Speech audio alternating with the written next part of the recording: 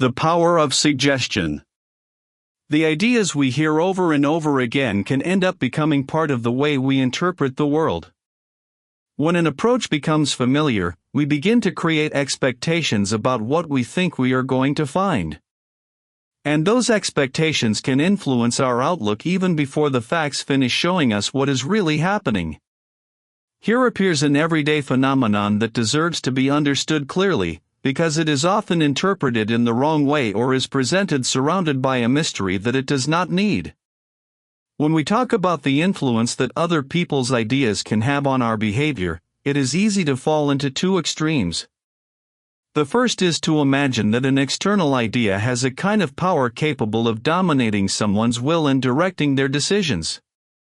That image belongs more to the realm of fiction than to the real functioning of the human mind.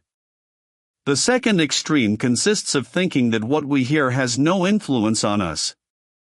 It's not like that either. The words, opinions, and messages we receive can modify our expectations, guide our attention, and participate in the way we interpret certain situations. Influence exists, but that does not mean that our ability to choose disappears. The most reasonable explanation lies between those two extremes. An idea can present us with a possibility, an interpretation, or a different way of looking at a situation. And in certain circumstances, that idea can influence the way we pay attention to what happens and the response we give afterwards. But hearing something doesn't mean we will automatically accept it. Nor is it enough to repeat a phrase many times to turn it into an order that the mind must obey. Between what we hear and what we finally do, there are numerous filters. Our previous experience, the trust we feel in the speaker, the moment in which we receive the message, our own beliefs, and what matters to us influence the weight we give to each idea. We can see it in a very simple situation. Let's imagine that we go to a restaurant for the first time and, before entering, someone tells us that the service there usually takes too long. From that moment, waiting begins to occupy a special place in our attention. If the waiter takes a few minutes to approach, we will probably notice it right away. Maybe it even bothers us more than it would have bothered us if no one had made that comment. That person's words have not controlled our behavior. What they have done is prepare our attention to pay special attention to a specific detail. Something similar can happen at work. Suppose we are about to meet a new manager and someone warns us that he has a difficult character. We entered the meeting with that description in our heads. If the manager maintains a serious gesture or responds briefly, we can immediately interpret his behavior as confirmation of what we had been told. But experience can also dismantle that expectation. As the conversation continues, we may discover that that description was incorrect and that his attitude was simply responding to the demands of the moment. Reality can end up correcting the impression we had arrived with. This same influence appears during learning. Let's imagine that a person is trying to acquire a new skill and someone they trust insists on telling them that it is too difficult for them. Hearing that message repeatedly can affect your confidence before you start and even change the way you approach your first attempts. That doesn't mean it's doomed to fail. An influence can alter our expectations, but it does not alone decide what the outcome will be. Whoever receives an opinion retains the ability to question it, compare it with their own progress, and decide how much value they want to give it. It may even happen that a criticism or a negative prediction ends up becoming one more reason to work hard and prove that that conclusion was wrong. Expectations can influence our way of acting, but daily work still has a decisive weight. An expectation is not a destination. It is also important to distinguish between the ideas that come from outside and those that we begin to repeat on our own. The first come from conversations, comments, warnings, and messages we receive from other people. The latter appear when we ourselves begin to reinforce an interpretation about our capabilities or what we believe is going to happen. Let's imagine that someone makes several mistakes in a professional task. After these experiences, he begins to think that he will fail again next time. That idea can reduce your confidence, make you more tense, and make you act less freely. But anticipating a bad outcome doesn't mean that outcome will happen. If the person improves their preparation, corrects what they were doing wrong, and arrives at the next attempt with more resources, reality may end up contradicting what they had imagined. This brings us to an interesting question. During a single day, we heard an enormous amount of opinions, advice, comments, and messages. Most disappear almost immediately. We don't think about them anymore. But some ideas remain. They return days later. They appear when we have to make a decision. In certain cases, they can accompany us for months or even years. So it is worth asking why it happens. Why does one idea disappear almost instantly while another manages to stay? The answer does not depend solely on the words used. It also influences who says them, how much we trust that person, the moment in which we hear them, our previous experience, and what we already thought before receiving the message. Understanding this difference will be important, because not all ideas have the same weight or find the same ground when they reach our minds. Some ideas disappear from our memory almost the moment we hear them. Others remain for years and return to our minds when a situation makes them relevant. Why is this happening? There is no single cause. The strength that a message acquires depends on several elements that combine together: how much we trust the speaker, the moment in which we receive their words, our previous experiences, and the frequency with which we hear the same idea again. None of these factors alone guarantee that we accept a statement as true. But when several coincide, our attention to that message can increase considerably. One of the most important factors is the credibility we grant to the person in front of us. Let's think about a mechanical breakdown. If someone with years of experience checks our vehicle and warns us of a problem, we will probably pay close attention to their words. If the same statement comes from a person who barely knows how an engine works, we will surely receive it with greater caution. The difference is not only in what has been said.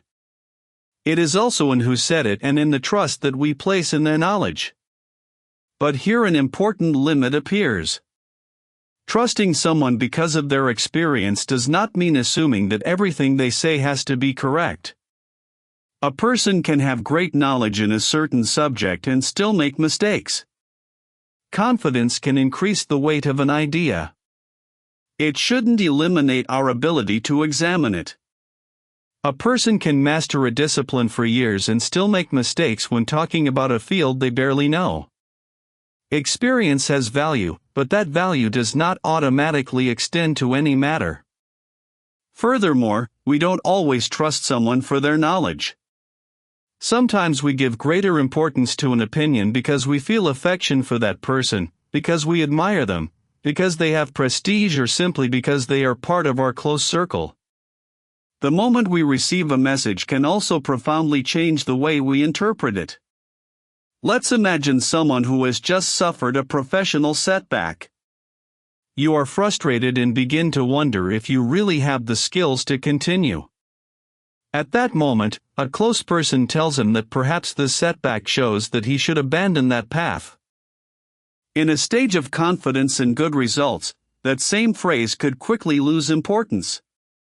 But after a difficult experience, it can take up a lot more space in your thoughts. Not because the words have acquired any special power, but because they have arrived at a time when the person is more willing to question themselves. Experiences accompanied by intense emotions also tend to remain more easily in memory. An advice or warning heard during a stressful situation can be remembered for a long time because it is associated with what we felt at that moment. But remembering an idea clearly doesn't mean we have to continue believing in it. With new experiences, we can mentally return to that moment, analyze it from another perspective, and discover that a conclusion that previously seemed convincing no longer fits with what we now know. Repetition produces another interesting effect. When we hear the same statement for years, it ends up sounding familiar. And what is familiar can begin to seem normal to us, even when we have never stopped to check if it is really true. This frequently happens in families, companies, and social groups. Perhaps for years a simple phrase will be repeated, "We have always done it this way here." After hearing it so many times, there comes a time when almost no one asks where that custom came from. You just continue doing the same thing. Until someone asks a different question. Does it still make sense to do it this way? That question may be enough to break the inertia. What for years seemed like a natural rule once again becomes an idea that can be analyzed, compared with the facts and, if necessary, modified. And there is still another important factor. External ideas tend to find it easier to stick when they coincide with something we already thought. When a person already suspects that a commercial project may go wrong, their attention begins to behave in a very particular way. Comments that coincide with that fear stand out more easily. They seem to carry more weight because they fit with a conclusion that was already present. On the other hand, when we hear an idea that directly clashes with our convictions or with what we have learned through experience, our first reaction is usually much more critical. It's harder for us to accept it. Context matters too. A phrase uttered by someone close to us during a quiet conversation may seem like a simple comment to us. That same phrase, heard during a complicated negotiation or in a stage of uncertainty, can take on a completely different meaning. And here we find one of the keys to understanding this entire process. These factors rarely appear in isolation. Let's imagine that an opinion comes from someone we deeply trust. We listen to it precisely when we go through a moment of insecurity.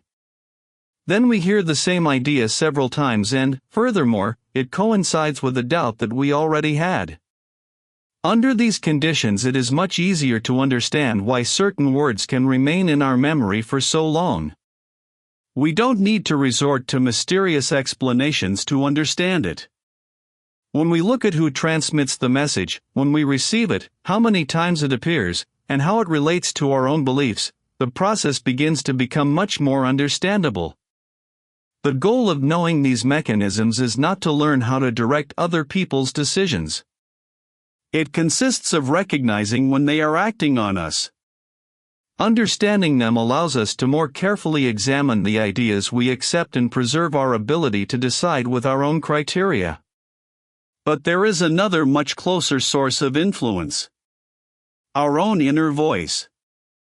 Many of the phrases we repeat in our heads today may have begun as words spoken by someone else years ago. Over time we can forget who said them, when we heard them, and even why we started believing them. The phrase remains. And there comes a time when it seems ours. This is where a particularly interesting part of this analysis begins, understanding how what we tell ourselves can influence the way we face our responsibilities, our problems, and our decisions. Because repeating an idea can modify our willingness to act. But repeating a wish, by itself, does not transform reality. The ideas we receive from other people explain only part of our way of acting.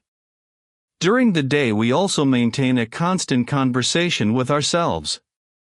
We interpret what we do, we evaluate our capabilities, we imagine what could happen, and we build conclusions about what we believe we are capable of achieving. Sometimes those conclusions appear for a few seconds and disappear. Other times we repeat them so frequently that they end up accompanying us every time we face a similar situation. We can call this process autosuggestion. There is no need to attribute any mysterious power to it. We can understand it in a much simpler way. It is the set of messages, expectations, and interpretations that a person reinforces within their own thinking. Let's see how it can work in an everyday situation. Let's imagine that someone has to give an important presentation in front of many people. There are several hours left and you start to think, I'm going to go blank. The nerves are going to get the best of me. I'm not going to know how to explain myself. Just because a person thinks this way does not mean that the presentation will go wrong. But those ideas can change the way you arrive at the moment to speak. When you finally find yourself in front of an audience, you begin to pay enormous attention to any signs of nervousness. Notice a little tension in your hands. You notice that you are breathing faster. Notice a brief pause as you try to remember the next sentence. Sensations that could have gone almost unnoticed now take on much more importance. Not because those thoughts have decided the outcome of the presentation, but because they have prepared your attention to look for signs that coincide with what you had been anticipating for hours. If at the beginning of the presentation you notice a slight tremor in your voice or feel your heart racing, you can interpret these sensations as confirmation of what you have been fearing for hours. But being nervous at the beginning doesn't determine how the presentation will end. A person may start out tense, take a few minutes to adjust, and end up giving an excellent presentation. Expectations may influence the way we experience a situation, but they do not decide for us what the outcome will be. Furthermore, our internal conversation is not always made up of complete sentences. Sometimes it appears as a quick image, a memory, a conversation from the past, the feeling left by a previous mistake. We can face a technical problem without consciously thinking I can't solve this and still immediately remember times when something similar went wrong. The past then begins to participate in the way we imagine the future.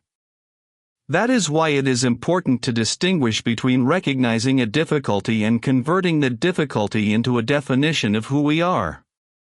It is not the same to think, I still don't know how to use this tool. What to think? I'm no good for technology. The first sentence describes our current situation. We lack knowledge, practice, or experience, and all of that can be acquired. The second turns a specific difficulty into a conclusion about our capacity. Changing the way we talk to each other will not make the problem go away. If we want to master a tool, we will have to study it, practice, make mistakes, correct, and accumulate experience. Words can help us face this process in another way. But they can't do the work for us. And here another common mistake appears, believing that any negative thought must be replaced by an exaggeratedly positive phrase. Let's imagine someone who has never managed a complex commercial project. Repeating to yourself that you are the best in the world at managing companies will hardly help you. He knows that he does not yet have that experience, and the phrase conflicts with what he knows about himself. There is a much more useful alternative. It can be said, this task is difficult, but I can prepare myself to do it better. I don't know how this attempt will turn out, but what happens will give me information to improve the next one. That type of language is not intended to deceive us. Recognize the difficulty and, at the same time, leave open the possibility of learning. Because a useful internal conversation does not need to convince us that we have already mastered what we are still learning. It needs to help us keep working until experience begins to support our confidence. There is an important difference between using our words to guide preparation and believing that those words can replace it. Let's imagine a person who has to pass a difficult exam. You can spend weeks telling yourself that you will get it, you can feel confident and even visualize a good result. But when it comes time to respond, you'll need knowledge. And that knowledge comes from studying. If you haven't spent time understanding the topics, practicing, and correcting your mistakes, no repeated phrases will be able to give you the answers you didn't learn. The same thing happens when creating a company. An entrepreneur can trust deeply in his project. That confidence can help you continue when difficulties arise, but you will still need to know your costs, observe how customers respond, study your competitors, and analyze the results you achieve. Confidence can accompany action. He cannot take his place. It is also interesting to ask ourselves where the way we talk to ourselves comes from. Some phrases that we feel today as our own began many years ago in words spoken by other people. Maybe it was criticism received at school, a teacher's comment, an opinion heard after making a mistake when we were young. With the passage of time, we can forget the specific moment, but retain the conclusion. Then a similar situation appears and that old interpretation returns to our minds as if it had just been born within us. This does not mean that our past has to decide our adult life. It means that some experiences can leave us with habitual ways of interpreting what happens to us. Therefore, when a conclusion appears that limits us, we can ask ourselves a simple question. Does this really describe what is happening now? Or am I repeating a conclusion I learned years ago? That question creates space to revise our own ideas. Perhaps that conclusion is still valid. Maybe not anymore. The important thing is not to accept it just because we have been repeating it for a long time. And there is something else that needs to be understood. A useful expectation does not have to be pleasant. Sometimes the most constructive way to talk to ourselves is precisely to recognize a difficult reality as it is. Considering that a task will be difficult does not mean facing it with pessimism. There are projects that require weeks of constant work. There will be mistakes, moments of doubt and parts that we will have to repeat before mastering them. Accepting this from the beginning can prepare us better than imagining that everything will be easy. Because when we expect an important task to require effort, the first obstacle stops seeming like a sign that we have chosen the wrong path. It can simply become an expected part of learning. At the opposite extreme, another idea appears that doesn't help either, convincing ourselves that we will never be able to achieve it. Between those two positions, there is a more useful way of interpreting the situation. It will be difficult. I still have things to learn. I will make mistakes. But I can observe what happens, correct my method and continue working. That type of internal dialogue is not intended to make us feel good at any cost. It tries to help us think accurately. That is the true purpose of learning to talk to ourselves, to better interpret the facts, to make more useful decisions and convert our conclusions into actions that we can execute. When we begin to recognize where our thoughts come from and how useful they are, we also gain a greater ability to revise our expectations. But here another interesting phenomenon appears. Once we expect something to happen, our attention begins to look for cues related to that expectation. Let's imagine that we are convinced that a meeting is going to go wrong. We enter the room. Several people greet us normally. Someone listens carefully to our proposal. Another person even shows interest. But one of the assistants remains serious for a few seconds. What do we look at? Precisely in that serious face. Our mind can take that small detail and use it as confirmation of what it already expected to find. I knew it. This is going wrong. The event has not necessarily proven our conclusion. What has happened is that our attention has selected one part of the experience and given it more importance than the rest. And this mechanism is essential to understand what happens next.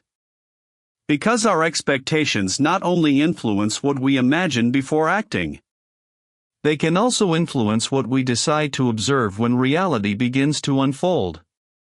When an idea settles strongly in our mind, it does not remain there as an isolated thought. It begins to influence what we observe.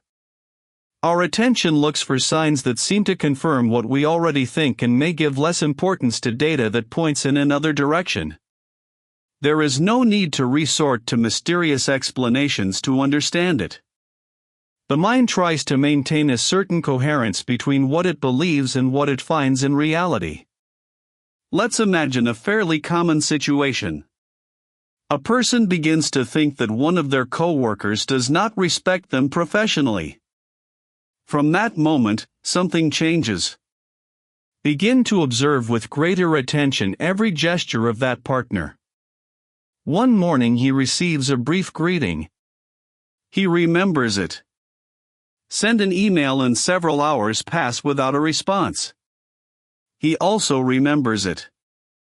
During a meeting, the colleague participates less than usual.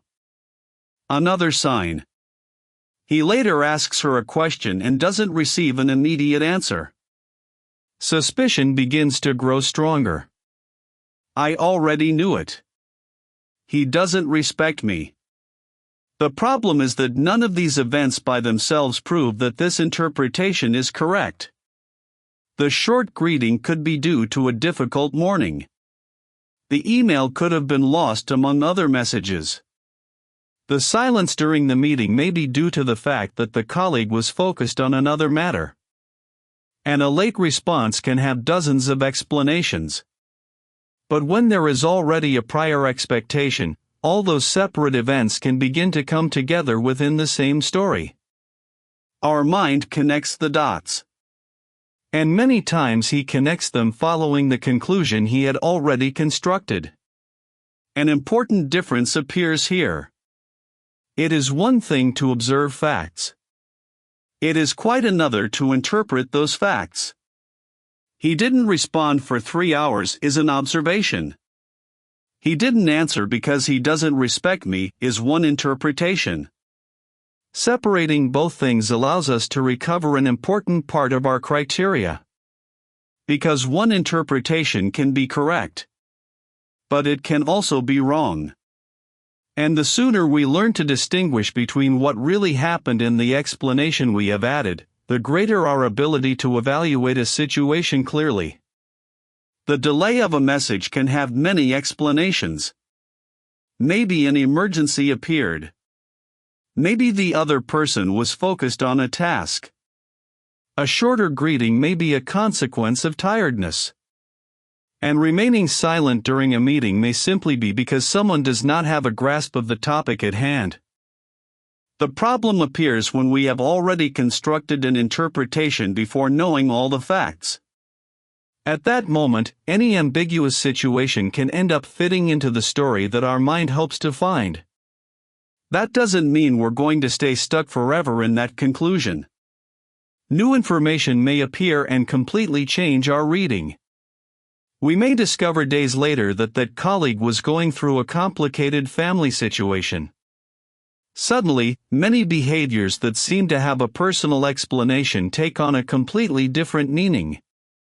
And here we find a fundamental idea. Finding data compatible with a belief does not prove that belief is true. An apparent confirmation is not equivalent to a demonstration. This same mechanism appears when we are excited about a new initiative. Let's imagine a person who is thinking about creating his own business. The idea excites him. Start investigating. Find stories of people who started with few resources and ended up building profitable companies. Keep searching. Discover new success stories. Then find another one. And another one. The more you read, the more evidence there seems to be that your project will work too. But there is a problem. You are only observing part of the scene.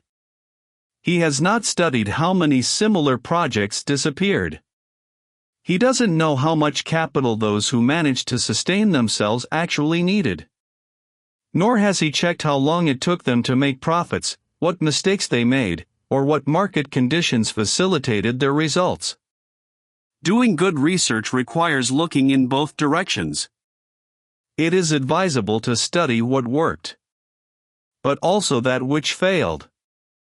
We must know the necessary resources, the difficulties encountered, the environmental conditions and the differences between those cases and our current situation. Only then do we begin to build a more complete picture. There is also an important difference between collecting information to feel safe and collecting information to check whether an idea really holds up. We can spend weeks reading opinions that agree with us. We can only listen to people who support our decision.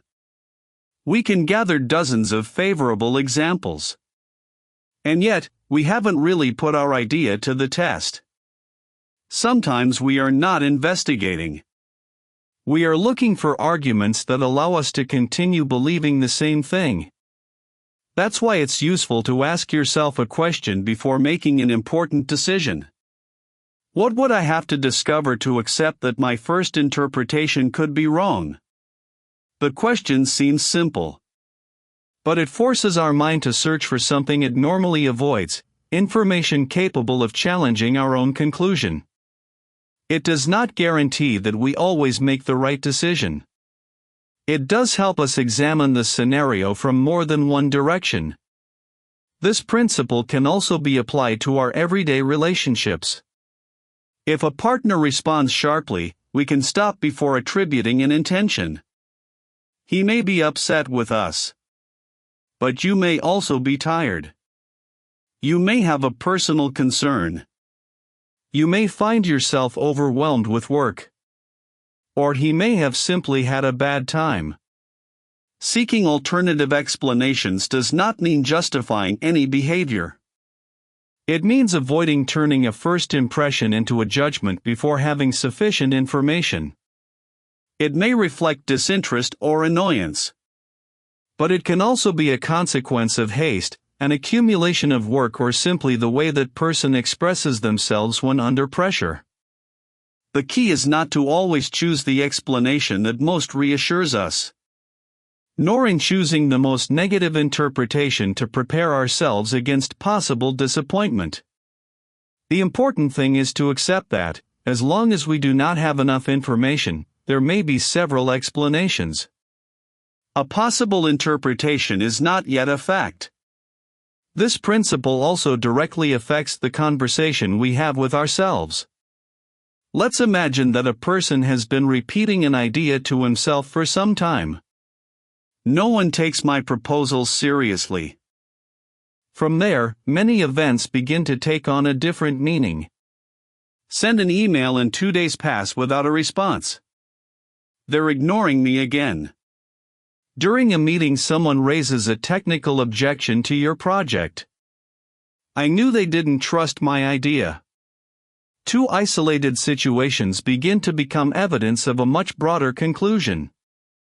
But before accepting it, it is worth doing something different. Examine the facts. Have you previously submitted proposals that were accepted? Does the objection received have a reasonable technical explanation? Do other colleagues also wait several days to receive certain answers? Do we have enough information to turn a few episodes into a general conclusion about our ability? These questions change the way you look at the problem. And this form of analysis should not only be used when our thoughts are negative. We must also apply it when what we believe is favorable to us. Excessive optimism can distort a decision as much as fear. Let's imagine someone who has just created a new service. He shows it to his friends. They like it. Then he shows it to his family. He also receives praise. The answers are positive and you start to think you have found a huge business opportunity. But a much more important test is still missing. What will happen when that service reaches people who don't know the creator? People who have no emotional reason to support him. People who will have to decide if they find it useful enough to dedicate their time to it or pay to use it. Much more valuable information appears there. Because a favorable opinion does not automatically become a certainty either. We do not need to think positively in any situation. We need to learn to think accurately. And there is a simple practice that can help us. When faced with a confusing event, we can separate three elements: the fact, our interpretation, and the information that we still do not know. Let's imagine that we send a detailed quote to a potential client. For days after sending the quote, we still have not received a response. Everything else begins to belong to the field of interpretation. The price seemed too high. You have hired another company. He's not interested in working with me. My proposal wasn't good enough. Any of those possibilities could end up being true. But we still don't know. It could also be that the client has not reviewed the document, is comparing several offers, needs authorization from another person, or simply has other priorities at the time. Separating these three layers prevents a possibility from ending up taking the place of a fact. First, we look at what we know. Then we recognize what we are interpreting. And finally, we identify what we still need to find out. That small difference can completely change the quality of our decisions. The goal is not to invent a nice explanation to make us feel better. It consists of preventing a possibility from becoming a certainty before having evidence. Thinking accurately requires learning to distinguish between two things: what we know and what we assume. It seems like a simple difference, but it has important consequences. When we confuse an interpretation with a fact, we can begin to make decisions based on information that we never verify. Maybe we'll cut the price precipitously. Maybe we send a defensive message. We may even abandon a negotiation that was still open. On the other hand, when we recognize that we are missing information, we can act in a much more useful way. We can wait a reasonable time. We can track it. We can ask a question. And then decide using the answer obtained. This ability to separate data from our own conclusions reduces many distortions in everyday life. But there is another, even deeper phenomenon. The ideas we hear repeatedly don't always disappear when a conversation ends. Some remain. We heard them once. Then another. Later they appear again in another context. And over time they can become so familiar that we stop wondering where they come from. An opinion that initially belonged to another person can end up becoming part of our own internal dialogue. Let's think about someone who for years hears phrases like, "That kind of business never works. You're not good at selling. It's better not to risk it." At first you can perfectly recognize that they are other people's opinions. But after listening to them for a long time, something may change. Years later an opportunity appears and he no longer needs anyone to repeat those phrases. Now they arise from your own thinking. It probably won't work. Maybe I'm not good for this. The external voice has disappeared. The idea remains. And there comes a time when it's hard to remember when it started. That is one of the reasons why it is important to examine our convictions carefully. We should not only ask ourselves if an idea seems reasonable. We can also ask ourselves, where did I learn to think this way? Was this conclusion born from my own experience? Have I checked it? Or have I been repeating for years an interpretation I received from someone else? Because an idea can stay with us for a long time and still be wrong. Familiarity does not make a statement true. And learning to recognize the origin of our own conclusions allows us to decide which ones deserve to stand and which ones need to be re-examined. There is an enormous difference between what happens and the conclusion we later construct to explain it. A fact belongs to a specific moment. It happened under certain circumstances, with specific conditions, and nothing more. Generalization appears when we take that event and turn it into a rule that aims to also explain future situations that we have not yet experienced. Let's imagine a person who starts using a complex program at work. The first days are difficult. You look for a function and can't find it. You try to perform a task and press the wrong option. Go back. Try again. Make another mistake. You have to consult a guide or ask someone with more experience for help. This type of mental rehearsal does not guarantee that everything will develop as we expect, nor does it eliminate unforeseen events that may appear during execution. Its usefulness lies elsewhere. Imagining a situation before living it can function as a kind of simulation that allows us to discover what we need to prepare, what difficulties could arise, and what answers should be available. Imagining only the result can fuel a desire, while mentally walking through the process can show us what we still need to learn, organize, or practice. This difference is clearly seen when we have to face a difficult conversation with a collaborator, a partner, or any person with whom there is a significant disagreement. We can spend hours imagining an argument in which the other person responds in the worst possible way, rejects our arguments, and turns each explanation into a new reason for confrontation. If we treat that imaginary scene as if it were a prediction of what will actually happen, we will probably come to the conversation tense and ready to defend ourselves before we even listen to the other person. The same capacity for anticipation can be used in a much more profitable way. Instead of imagining a single discussion, we can consider different ways the conversation could unfold. We can review the data we need to explain, think about what reasonable objections might arise, and prepare responses that allow us to stay on point without automatically interpreting every disagreement as a personal attack. We can also decide in advance which points there is room to negotiate and which require maintaining a clear position. We can even contemplate the possibility that the conversation reaches a level of tension that prevents it from continuing productively. In that case, having previously thought about the option of stopping the meeting for a few minutes can help us make the decision more calmly if it becomes necessary. The important difference is not simply choosing favorable thoughts and rejecting adverse ones. A complicated situation can be usefully imagined as long as what we anticipate helps us prepare a response. The problem appears when we turn a possibility into a prediction and begin to behave as if what we have imagined has already happened. For this reason, anticipating difficulty should not be confused with causing adverse results.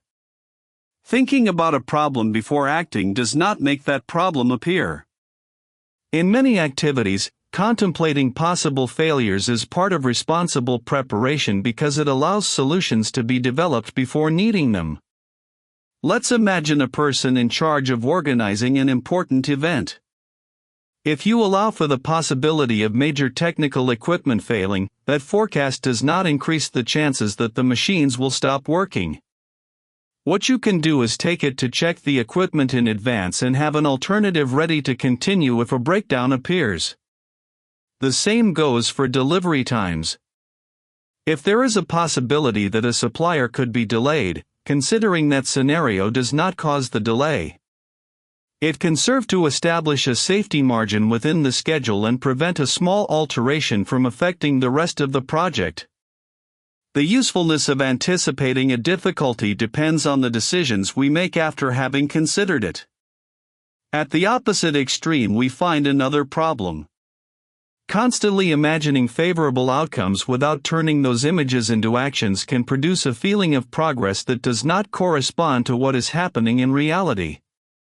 A person can see themselves for months running a prosperous company, working from excellent facilities and enjoying the financial stability they hope to achieve. That vision can help you define a direction, but there is still a huge distance between imagining a company and building one that actually works. The mental representation of that future does not in itself contain a service that other people need, users willing to use it, sufficient technical knowledge, or an economic structure capable of maintaining the activity. Nor does it perform the necessary tasks to resolve problems that appear during the construction of any project. Imagination can show us where we want to move forward, but the results depend on what we do next with that vision. An aspiration begins to become useful when it is transformed into concrete questions. We can ask ourselves what knowledge we need to acquire, what resources are really necessary, and what first test we can carry out with what we already have available. We can also study what risks we are prepared to take and what information we need to obtain before committing a greater amount of time or resources. This same approach is especially valuable when we must make important professional or financial decisions. Instead of only imagining the advantages we hope to obtain after a change, we can explore different possibilities and study the consequences of each one. A new opportunity could increase our income while significantly reducing the time available for other responsibilities. It is also worth thinking about what would happen if the transition takes longer than expected, how long we could sustain ourselves while we look for new opportunities, and what resources we would need to conserve to get through that period without making hasty decisions. In the same way, leaving a stable situation can offer new possibilities, but it also implies giving up certain advantages that must be considered before deciding. Mentally going through these scenarios is not intended to eliminate all uncertainty, because no planning can show us in advance every detail of what will happen. Its function is to help us arrive better prepared for a decision. When we use our imagination to examine possibilities, detect needs, and turn them into concrete actions, we stop using it solely to contemplate the future and begin to use it as a tool to prepare ourselves before entering it. Up to this point, we only have facts. You're learning a new tool and still making mistakes while trying to master it. But at some point, a much broader conclusion may appear. I'm terrible with technology. The phrase seems to describe what happened. In reality, he is doing something very different. He has taken several mistakes made during a learning process and turned them into a definition of his own ability. He is no longer saying, I still don't know how to use this program. Now he is saying, I'm like that. And that difference matters. Because the first description leaves room to learn. Today he does not master the tool. Within a week you can find out its main functions. After several months, you may easily complete tasks that seemed complicated at first. The second interpretation turns a temporary difficulty into a permanent feature. And when a person accepts that conclusion, he or she can begin to behave in accordance with it. Avoid exploring new features. Ask for help before trying to solve the problem. Rejects tasks related to digital tools. And every time he makes another mistake, he thinks, see? This shows I'm not good at it. In the meantime, you can ignore something much more important. The things that you now know how to do that you didn't know a few weeks ago either. That is why it is important to describe our experiences as precisely as possible. Today I made 3 mistakes using this program, describes a fact. I still need practice using this tool, describes a situation that can change. I am incapable of technology, transforms specific events into a sentence about an entire person. The difference is in the reach we give to our words. A mistake can teach us something about an attempt. Various mistakes can show us which part of a skill we need to practice. But none of them, by themselves, have sufficient authority to define everything we can learn in the future. An experience belongs to the past. Generalization is intended to be used to write in advance what will happen next. And precisely there we must learn to stop and ask, am I describing what really happened? Or am I turning a specific moment into a rule for who I am and what I will be able to do tomorrow? When we analyze that sentence carefully, we discover that it is saying much more than what really happened. The person is no longer describing difficult days using a specific program. It's taking that experience and extending it to virtually any technology tool. The problem stops being, I haven't mastered this program yet. And it becomes, I'm not good at technology. A limited experience ends up becoming a huge conclusion. This same mechanism appears when we face more important projects. Let's imagine someone who decides to start a small business. We will continue from this point in the next episode of The Power of Suggestion.